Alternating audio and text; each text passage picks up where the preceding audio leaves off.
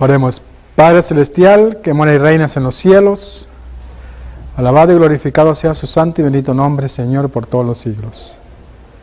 Querido Dios, en esta mañana estamos aquí, un grupo de sus hijos, para poder escuchar su palabra, Señor. Gracias por los diezmos y ofrendas que nuestros hermanos han depositado y que puedan servir para el avance de la obra.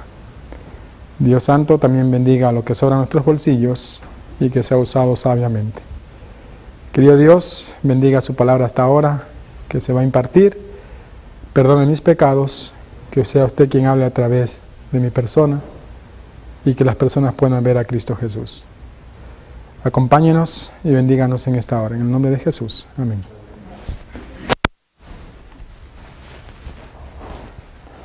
Nuevamente un feliz sábado, hermanos. Dios les bendiga. Gracias por estar con nosotros. Nuestros hermanos que nos visitan también sean bienvenidos. Dios les bendiga. Bien, vamos hoy a entrar a estudiar la palabra de Dios. Y el tema que tengo para hoy lo he titulado Una luz para el mundo. Cada uno de nosotros, hermanos, ha sido llamado de las tinieblas a su luz admirable, como dice Pedro, ¿verdad? Para honrar y glorificar el nombre de Dios, para ser una luz para el mundo. En Mateo 5:14, y ese va a ser nuestro texto que vamos a dar comienzo a este sermón. Un texto muy conocido que usted y yo conocemos, que siempre lo repetimos, que lo sabemos de memoria muchas veces. Nos dice la primera parte, que solamente quiero leer la primera parte, dice: vosotros sois la luz del mundo. Cada uno de nosotros, como dije al principio, hemos sido llamados a hacer luz en este mundo. Así como el pueblo de Israel, hermanos, Dios lo levantó para un propósito. Y el propósito era ¿para qué, hermanos? Para que fuera una bendición para las demás naciones que los rodeaban. En Profetas y Reyes, la página 526, nos dice claramente lo que Dios quería para Israel. ¿Cuál era el plan de Dios para Israel? Ella dice ahí, lo que Dios quiso hacer en favor del mundo por Israel, la nación escogida, lo va a realizar o lo realizará finalmente mediante su iglesia que está en esta tierra hoy. Ese plan que Dios tenía, hermanos, desde el principio con Israel, de que fuese, ¿qué, hermanos? Una luz para todo el mundo, Dios lo va a hacer a través de su iglesia en este tiempo. A través de aquellos que realmente acepten el llamado de Dios y que puedan unirse para dar el último pregón a este mundo. Dios va a hacer esa obra. Sea con usted o sin usted, Dios la va a hacer.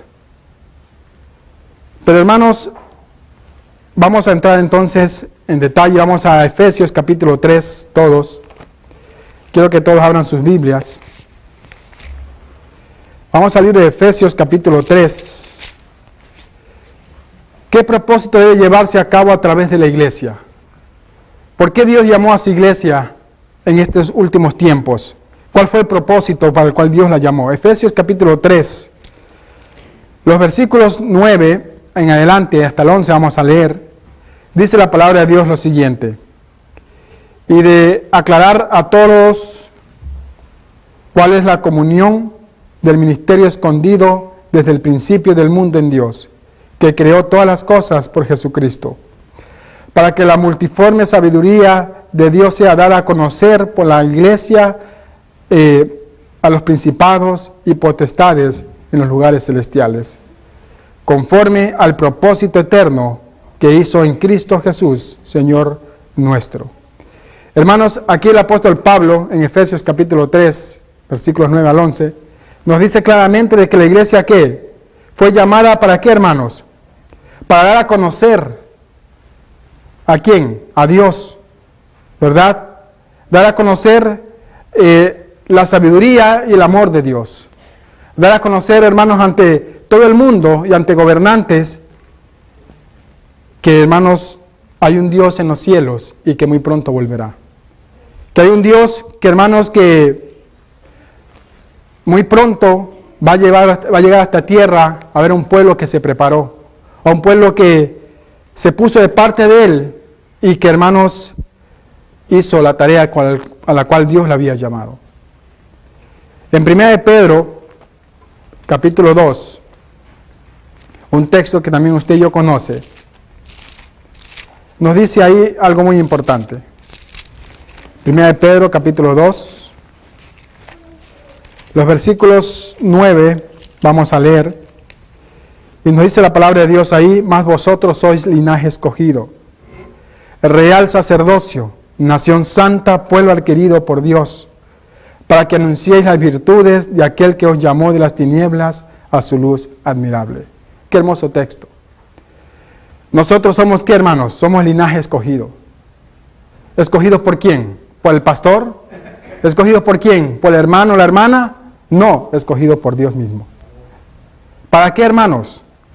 Como dice aquí, para que anunciemos, para que prediquemos, para que hablemos las virtudes de aquel que nos llamó. Para que hablemos, hermanos, del amor de Dios. Hablemos de su segunda venida. Hablemos que tenemos que prepararnos para el encuentro con Él. Para eso Dios nos ha escogido y nos ha llamado. No para estar sentados en una iglesia y solamente estar escuchando. Hermanos, el llamado que Dios nos ha hecho es un llamado muy alto. Es un privilegio que tenemos cada uno de nosotros, ser llamados hijos de Dios. Los Hechos de los Apóstoles, la página 9, nos dice lo siguiente ahí: desde el principio fue el plan de Dios que su iglesia reflejase al mundo su plenitud y su suficiencia. Ese era el principio de Dios. Eso es lo que Dios quería desde el principio. Ese era el plan de Dios, que su iglesia refleje, hermanos, la plenitud y la suficiencia de Dios. Los miembros de la iglesia, los que han sido llamados de las tinieblas a su luz admirable, han de revelar su gloria. Cada uno de nosotros debemos revelar el carácter de Dios en nuestra vida primeramente. La iglesia es la depositaria de las riquezas de la gracia de Cristo. Y mediante la iglesia se manifestará con el tiempo, aún a los principados y potestades, como leímos en Efesios 3, el despliegue final y pleno del amor de Dios. A través de la iglesia, hermanos, con el tiempo se va a manifestar, hermanos, el despliegue final del amor de Dios. A través de usted y de mí, si nos preparamos. Y es un gozo, hermanos, poder ser participantes de estos principios, de este llamado al cual el Señor, hermanos, nos ha hecho a cada uno de nosotros. Pero, hermanos, ¿qué ministerio nos ha dado Dios? ¿Y cómo somos partícipes de este ministerio? Hay un ministerio al cual el Señor nos ha llamado a cada uno de nosotros y que nosotros hemos de participar de este ministerio. Vamos a 2 Corintios, el capítulo 5. En 2 Corintios, el capítulo 5, nos dice ahí algo interesante, hermanos. Y el versículo 18 y 19, vamos a leer. 2 Corintios 5, 18 y 19. Dice la palabra de Dios ahí: de manera que Dios estaba en Cristo reconciliando consigo al mundo, no imputándole sus pecados, y nos encomendó a nosotros la palabra de reconciliación. Así que somos embajadores de Cristo, como si Dios rogase por medio de nosotros. Os rogamos en nombre de Cristo, reconciliados con Dios. Hermanos, este es el ministerio al cual el Señor nos ha llamado. El ministerio de la reconciliación. De llamar a las personas y de decirles que pueden reconciliarse con Dios a través de Cristo Jesús. Hablar a las personas, hermanos, de que aún hay esperanza para sus vidas. Aún hay esperanza para su pecado. Que Dios lo pueda limpiar a través de Cristo. En en Juan capítulo 20, versículo 21, también nos dice ahí algo importante el Señor Jesús.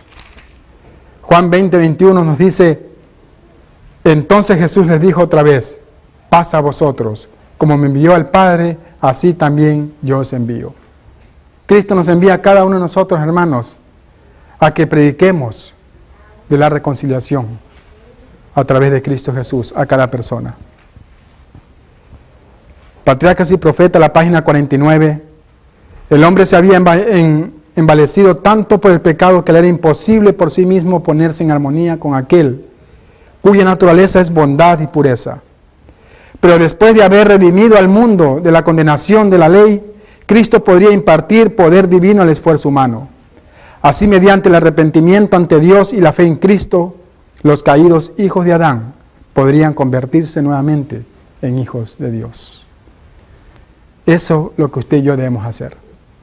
Hablar de esa reconciliación que es a través de Cristo Jesús. Que cada uno podemos acercarnos a Dios confiadamente, al trono de la gracia. Hermanos, siempre y cuando nos sometamos a Cristo. Pero hermanos, hay una oración que el Señor Jesús hizo allá en Juan capítulo 17. Él oró por cada uno de nosotros. No solamente por aquellos que estaban con Él en ese tiempo, sino también por cada uno de nosotros. Vamos a ver Juan 17:20. Mira lo que dice ahí el Señor Jesús. ¿Qué pidió Jesús al Padre en favor de los discípulos de manera que pudieran tener poder para dar testimonio al mundo? Hay algo que la iglesia debe tener, que la iglesia debe cultivar, que sin eso, hermanos, no podremos dar este mensaje por el cual el Señor nos ha llamado. Juan 17, los versículos, vamos a leer el 20 y 21, dice lo siguiente.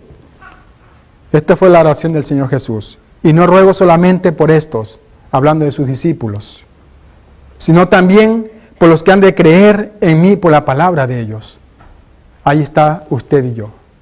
Cristo había orado ya por usted y por mí. ¿Para qué, hermanos? Para que todos sean uno, como tú, oh Padre, en mí y yo en ti, que también ellos sean uno en nosotros, para que el mundo crea que tú me enviaste. Algo interesante que vemos en este texto, hermano, es que Cristo oró ¿por qué? Por la unidad de su iglesia.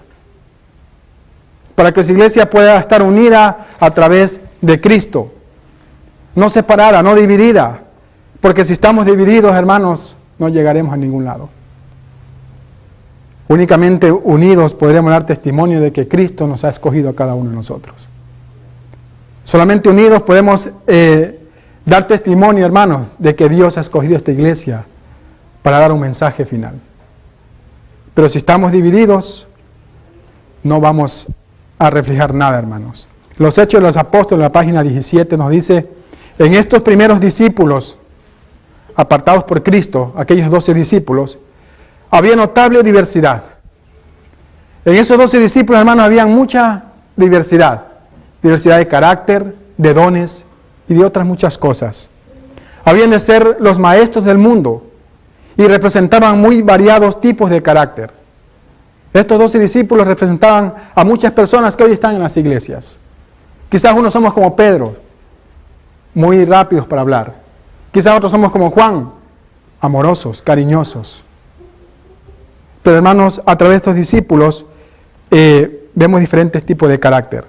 A fin de realizar con éxito la obra a la cual habían sido llamados, estos hombres de diferentes características naturales y hábitos de vida necesitaban unirse en sentimiento, pensamiento y acción. Estos discípulos necesitaban estar unidos en estas tres cosas: en sentimiento, en pensamiento y en acción. ¿Para qué, hermanos? Para que pudieran cumplir el propósito por el cual habían sido llamados. Y la iglesia debe estar también unida en esos tres aspectos: en sentimiento, en pensamiento y en acción. Si no estamos unidos ahí, hermano, no vamos a hacer nada. Cristo se propuso conseguir esta unidad. ¿Cómo? Con ese fin trató de unirlos con Él mismo. ¿Cómo podemos conseguir esta unidad que necesitamos para poder dar este mensaje final, este mensaje de los tres ángeles? Únicamente, hermanos, a través de Cristo Jesús. Si nosotros estamos unidos con Cristo, entonces estaremos unidos entre hermanos también. Tendremos un mismo pensamiento, un mismo sentimiento y una misma acción. Pero si no somos capaces de estar unidos con Cristo, tampoco seremos capaces de estar unidos entre nosotros mismos. Más bien estaremos divididos y cada uno jalando para un lado y el otro para el otro lado. Hijos e hijas de Dios, la página 288 nos dice: nunca encontramos a dos personas exactamente iguales. ¿Usted ha conocido a dos personas que son iguales? Voy a poner un ejemplo aquí dentro de la iglesia, a dos personas que son padre e hijo. Por ejemplo, Rubén y Vilo. Son familiares. Rubén es el padre, Vilo es el hijo. Pero pueden en ciertas cosas parecerse, porque es el padre. Pero no en todo. Por eso, hermanos, nunca vamos a encontrar dos personas exactamente iguales. Siempre hay diversidad. Entre los seres humanos, como en las cosas del mundo natural, existe la diversidad. Existe mucha diversidad. La unidad en la diversidad entre los hijos de Dios, la manifestación de amor y tolerancia a pesar de las diferencias de posición, este es el testimonio de que Dios envió a su Hijo al mundo para salvar a los pecadores. La unidad en la diversidad. La unidad a pesar de que yo no piense igual que la hermana, pero tenemos que estar unidos. Unidos en Cristo. Es lo importante. Por eso, hermanos, muchas veces las iglesias están divididas porque muchas veces queremos imponer nuestro pensamiento a las demás personas y así no es la cosa. La cosa es saber estar unidos en la diversidad. ¿Y cómo podemos conseguir eso? Únicamente a través de Cristo Jesús. Solo así podremos conseguir esa unidad. Cuanto más estrecha, sigue diciendo este libro, cuanto más estrecha sea nuestra unión con Cristo, más estrecha será nuestra unión entre nosotros. Amén. Entonces, ¿cuál es el secreto? Para estar unidos más entre nosotros, para querernos más, unirnos más, es primeramente estar unido ¿con quién? Con Cristo Jesús. Y entonces, ahí podremos estar unidos entre nosotros mismos. Mientras cada uno esté separado de Cristo, no vamos a estar unidos nunca. Entonces, hermanos, ¿qué actitud dentro de la iglesia es un testimonio poderoso para los demás que quieren creer en la verdad? Efesios capítulo 4. Vamos al libro de Efesios, el capítulo 4. Y vamos a leer del versículo 1 en adelante. Y miren ahí lo que dice el apóstol Pablo. Yo pues, preso en el Señor, os ruego que andéis como es digno del llamamiento con que sois llamados. Con toda humildad y mansedumbre, con paciencia, soportándoos los unos a los otros en amor. Solícitos en guardar la unidad del Espíritu en el vínculo de la paz. Qué interesantes palabras del apóstol Pablo, hermanos. Dice el apóstol Pablo que nosotros, hermanos, que andemos como es digno del llamamiento con que fuimos llamados. Que andemos de acuerdo a lo que profesamos. Si somos cristianos, debemos andar como Cristo anduvo.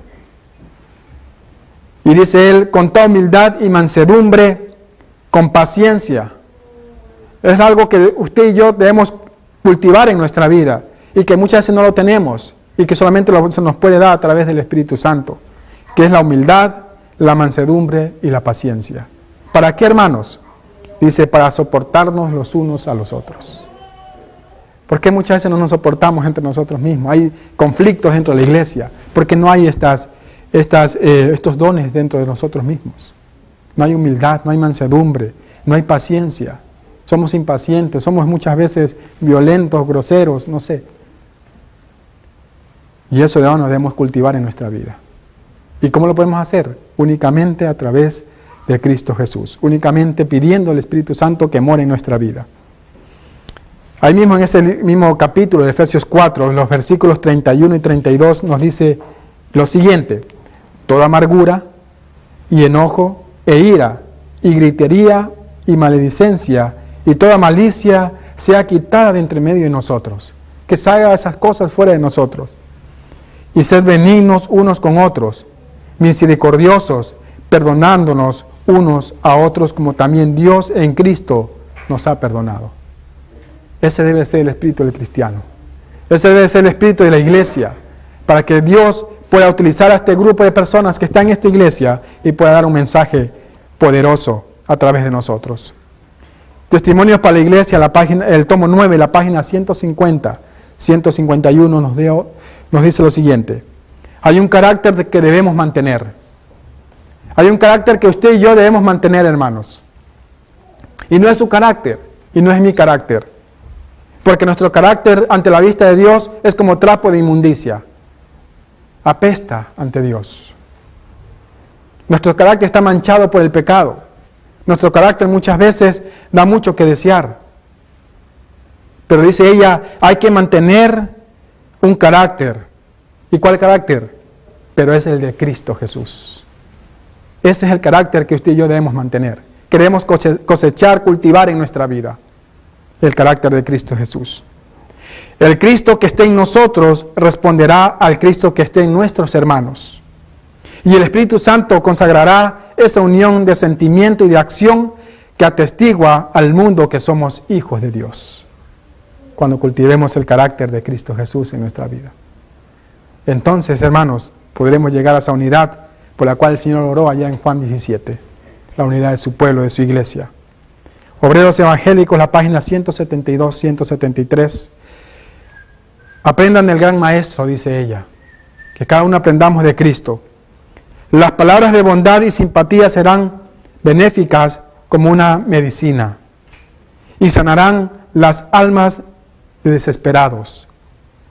El conocimiento de la palabra de Dios puesto en práctica en la vida tendrá un poder sanador y suavizador.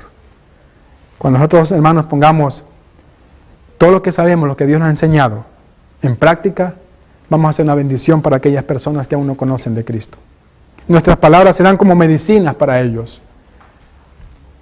Y entonces, hermanos, ellos podrán venir al Señor Jesús. Otro libro que les quiero leer, Mi vida hoy, la página 242, nos dice lo siguiente. Muchos que podrían haber sido fortalecidos hasta la victoria por una palabra de aliento y valor, han desmayado y se han desalentado en gran lucha de la vida. No podemos decir cuánto alcance pueden tener nuestras palabras tiernas y bondadosas. Nuestros esfuerzos semejantes a los de Cristo para aliviar alguna carga.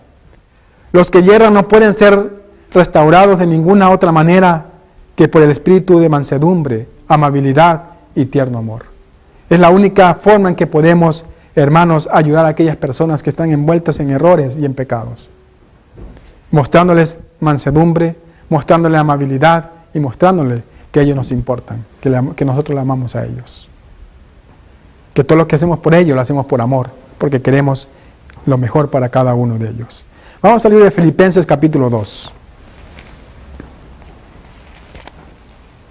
El libro de Filipenses, el capítulo 2, y vamos a leer el versículo 3. Mire lo que dice ahí el Señor Jesús a través de este hermoso libro. Filipenses,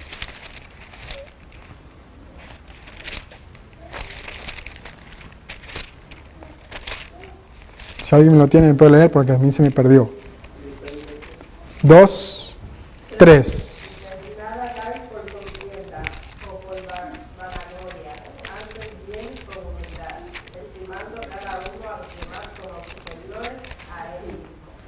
Amén. Entonces Filipenses 2:3 nos decía ahí claramente de que no hagáis por contienda o vanagloria, antes bien con humildad, estimándonos unos a otros como superiores a sí mismos. Muchas veces, hermanos, nosotros nos creemos más que las otras personas. Muchas veces nosotros nos creemos mejores que los demás y no debiera ser así. Aquellos que en el Espíritu y en el amor de Jesús lleguen a ser uno con Él, estarán en estrecha comunión unos con otros, unidos por las cuerdas de sendo amor. Crucificada al yo, dice ella en Testimonios para la Iglesia, al tomo 9, la página 151. Considerad a los demás como más excelentes que vosotros mismos, y así realizaréis la unión con Cristo. Ante el universo celestial, ante la Iglesia y el mundo, daréis la prueba indiscutible de que sois hijos de Dios. Dios será glorificado por el ejemplo que cada uno de nosotros demos. No considerarnos más que el otro, sino más bien, hermanos, considerando al otro más que a uno mismo. Y entonces daremos prueba de que somos hijos de Dios, y a través de nuestro ejemplo, hermanos, daremos a conocer el amor y la bondad de nuestro Dios. Donde no hay transgresión abierta a los principios, ¿qué regla deberíamos seguir para respetar las convicciones de cada uno? En Romanos capítulo 14, el versículo 10 y 13 nos dice ahí algo interesante. Pero tú, ¿por qué juzgas a tu hermano? O tú también, ¿por qué menosprecias a tu hermano? Porque todos compareceremos ante el tribunal de Cristo. El versículo 13 nos sigue diciendo, por tanto, ya no nos juzguemos los unos a los otros. Antes bien, juzgad esto, que nadie ponga tropiezo u ocasión de caer al hermano. El consejo de Pablo es interesante, de que ya no nos estemos juzgando unos a otros, de que ya no nos estemos condenando unos a otros, ni hablando mal del uno al otro. Más bien, hermanos, dice él claramente de que Dios va a ser quien nos juzgará en su debido tiempo. Más bien, hermanos, no seamos piedra de tropiezo, sino que seamos una bendición para aquellas personas. Dejemos ya de hablar mal del hermano, dejemos ya de decir cosas en contra de una persona y más bien pongámonos en las manos de Cristo y seamos una bendición para ellos. Bien, Testimonios para la Iglesia, la página 429 dice algo. Hay derechos que pertenecen a todo individuo. Tenemos una individualidad y una identidad que es nuestra. Usted tiene una identidad que hermanos, que lo distingue de las demás personas. Usted tiene una identidad que es única. Nadie puede sumergir su identidad en la de otra persona. Todos deben actuar por sí mismos de acuerdo con los dictados de su propia conciencia. Nadie puede imponer, hermanos, su identidad a otra persona. Nadie puede obligar a otra persona que crea igual que a mí. ¿Verdad? Nadie puede hacer eso. El Ministerio Médico, la página 216, nos dice, nadie, pero ni debe permitirse que la voz y la influencia de un solo hombre se conviertan en el poder controlador. Eso no debe haber dentro de la iglesia, que la voz de una sola persona decida lo que se debe hacer dentro de la iglesia. Más bien, que toda la iglesia pueda tener y participe, hermanos, de cualquier decisión. Porque si hacemos eso, de que un solo hombre pueda controlar a la iglesia y que solamente sus ideas puedan ser recibidas en la iglesia, entonces estamos obrando mal. La iglesia también tiene voz y voto. La iglesia debe también decidir, no solamente una sola persona. Y así, hermanos, no estaremos divididos, no habrá contiendas. Y quiero terminar con 1 Juan 1:7. ¿Qué condición debemos cumplir si queremos tener una verdadera comunión con nuestros hermanos y hermanas? ¿Qué sucederá entonces con nuestra experiencia? ¿Cuál es la condición que cada uno debemos cumplir? 1 Juan 1:7. Y la palabra de Dios dice ahí lo siguiente. Juan dejó escrito algo muy hermoso. Dice, hermanos, no os escribo un mandamiento nuevo, sino el mandamiento antiguo que habéis tenido desde el principio. ¿Y cuál era ese mandamiento? El mandamiento antiguo es la palabra que habéis oído desde el principio. Otra vez os escribo un mandamiento nuevo que es verdaderamente verdadero en él y en vosotros, porque las tinieblas han pasado y la luz verdadera ya alumbra. El que dice que está en la luz y aborrece a su hermano, está todavía en tinieblas. El que ama a su hermano está en luz y no hay tropiezo en él. ¿Y de qué mandamiento está hablando Juan? El que nos amemos unos a otros. Un mandamiento que fue dado allá desde la antigüedad, que el Señor ya lo había dado, sino que Juan nos estaba recordando ese mandamiento porque ya lo estábamos olvidando. Muchas veces nos amamos más a nosotros mismos que a nuestros hermanos. Y entonces ahí está el problema, que no hay unidad en la iglesia. Mensajes Selectos, tomo 1, la página 415, nos dice, Dios aceptará a cada uno que acude a Él confiado plenamente en los méritos de un Salvador crucificado. El amor surge del corazón. Puede no haber un éxtasis de sentimientos, pero hay una confianza pacífica permanente. Toda carga se hace liviana, pues es fácil el yugo que impone Cristo. El deber se convierte en una delicia y el sacrificio en un placer. La senda que antes parecía envuelta en tinieblas se hace brillante con los rayos del sol de justicia. Esto es caminar en la luz como Cristo está en la luz. Que el trabajo se convierta, ¿qué? En un placer. Lo hacemos porque nos gusta. Predicamos la palabra de Dios porque nos gusta, porque queremos dar a conocer a nuestro Padre Celestial. El sacrificio, hermanos, se convierte en un placer, dice ella. El deber se convierte en una delicia cuando tenemos a Cristo en nuestro corazón. Y entonces, hermanos, así podremos encontrar esa unidad por la cual Cristo oró allá en Juan 17. Que seamos uno, como Él y el Padre son uno. Para que esta iglesia pueda florecer y salir adelante, tenemos que llegar a esa unidad. Dios los bendiga, hermanos. Vamos a orar.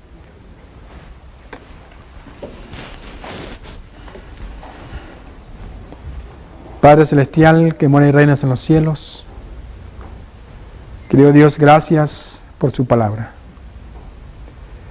Gracias, Señor, porque a través de ella usted nos exhorta a que podamos obtener esa unidad por la cual usted oró por cada uno de nosotros. Ayúdenos, Señor, a través de la diversidad a encontrar la unión. Y únicamente lo podemos obtener a través de usted. Ayúdenos, Señor, a estar más apegados de usted, más cerca de usted, y así estar también más unidos a nuestros hermanos. Bendiga esta iglesia, y no solamente a esta iglesia, Señor, sino a todas las iglesias que están reunidas en este día. Que usted, a través de su Espíritu Santo, nos pueda dar esa unidad que necesitamos para terminar esta obra. Gracias, Señor. Bendíganos, bendiga los alimentos que nos vamos a servir en la parte de abajo. Y también pueda suplir las necesidades de aquellos que no tienen. Oramos también por los enfermos y por cada pedido de oración que nuestros hermanos tienen aquí. Gracias, en el nombre de Jesús. Amén. Queridos hermanos, Dios les bendiga y un feliz sábado.